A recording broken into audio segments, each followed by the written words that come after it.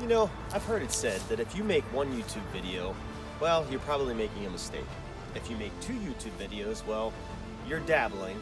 But make 3 YouTube videos? Now you might be onto something. Move over, George Lucas. I'm on my 3rd video, which makes it a trilogy. Welcome, camp meeting fine residents and folks. I'm Nate Godfrey, your superintendent, and I'm happy to be back with another super series video.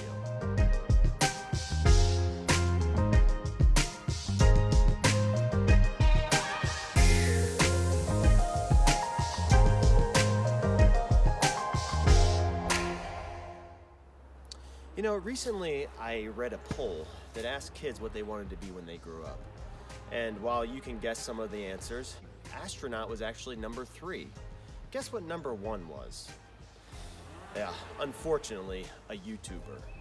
And while that should scare us all, and it certainly does me, you can also be equipped with the knowledge and tell your kids or grandkids that you have a camp meeting YouTuber right here in Mount Gretna, me. So let's get to it.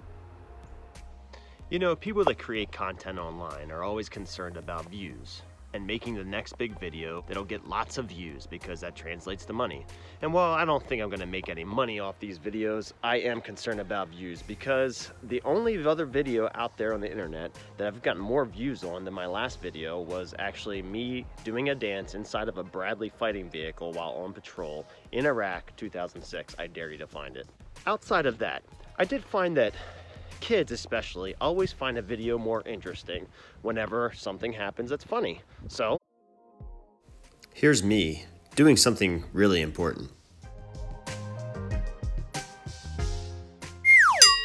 Whoa, did you see that? Boy, there's danger. That'll be good for ratings. Oh, and now here's me just changing garbage. Pretty simple task. But lo and behold, I end up in the garbage. Ha! Humor, that's good. The kids will love that. And now here, for some unknown reason, I'm breaking a brick with my head. Oh man, oh, my ratings are gonna go through the roof. You know, on second thought, I'm gonna stick to doing my superintendent duties and forget about YouTubing. I can't believe it's spring. That went pretty quick. We had a very mild winter, which was great, and now it's time to kick into a new gear. The summer's coming. And I have a few things to go over. I did shoot this time-lapse video of one time when it snowed that I want you to enjoy.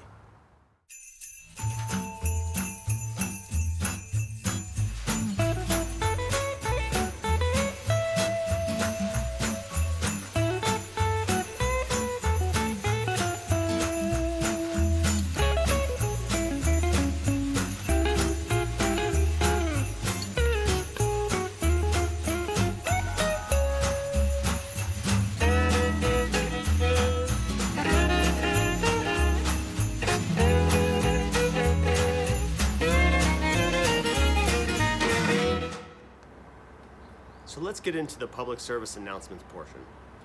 It is spring, thankfully, and with that comes more stick and leaf pickups. I want to talk to you real quick about that.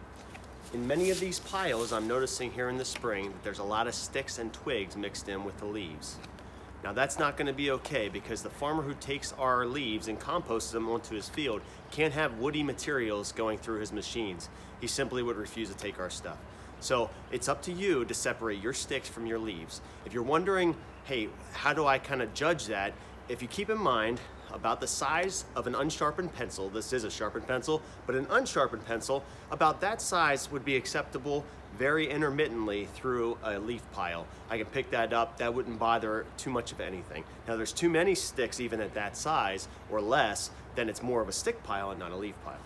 Either way, please go ahead and separate anything larger than a pencil into its own woody fibrous sticks. As a reminder, pine cones can be in either leaves or stick pile. It doesn't matter. Pine cones are soft enough and kind of brittle enough to go through anything. So, as you look here, I pull these out. These sticks are all through here. And the more you dig, the more you find this stuff. Okay, so you gotta really be careful. If I do find too many sticks inside of a leaf pile, I'll leave one of these little cards identifying what's wrong with the pile, and when you've taken care of it, you can go ahead and email me or contact the office, and I'll come back and pick up that pile.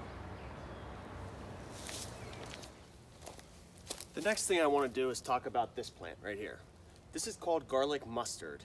It's actually from Europe somewhere. It's invasive, and it's considered a weed by most people. And we certainly have it cropping up all over Mount Gretna right now.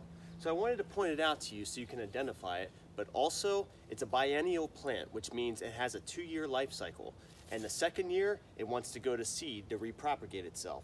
So if you see this plant, again, don't go onto a neighbor's property and pull it, but along camp meeting paths, out in the woods, whatever, it does not belong here. It's just gonna continue to spread. It's a weed. So if you see it out and about, go ahead and pull it right out. That's pretty easy to do. Usually their roots aren't it's not a taproot, so it comes right up like that. Well, actually, it might be a little bit of a taproot. You can see it there, but it pulls up fairly easily. And we get rid of that, it cannot propagate, it cannot spread its seed. So just wanted to point that out. Here's a few more pictures of it to help you identify it correctly.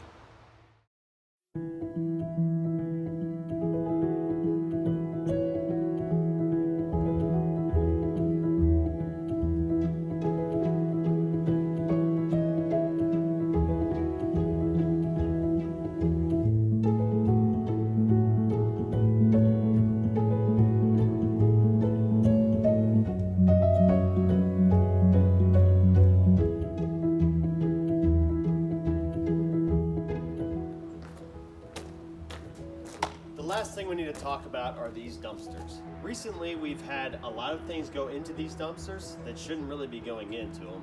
And secondly, whenever they're filled, people are leaving things out along the ground here around the dumpsters. Now that's totally unacceptable. There cannot be trash left outside of these dumpsters at any time. If they're full, then you must dispose of your garbage another way. Just to go over a few of the rules, here they are. The trash must be bagged securely prior to disposal. Several times a week I monitor what goes into these dumpsters, and I'm seeing a lot of boxes, large items, unbagged things, Amazon boxes, so on and so forth. That creates and takes up a lot of volume in these dumpsters, leaving people with legitimate trash in a bag with no space. So make sure you abide by these and follow the guidelines.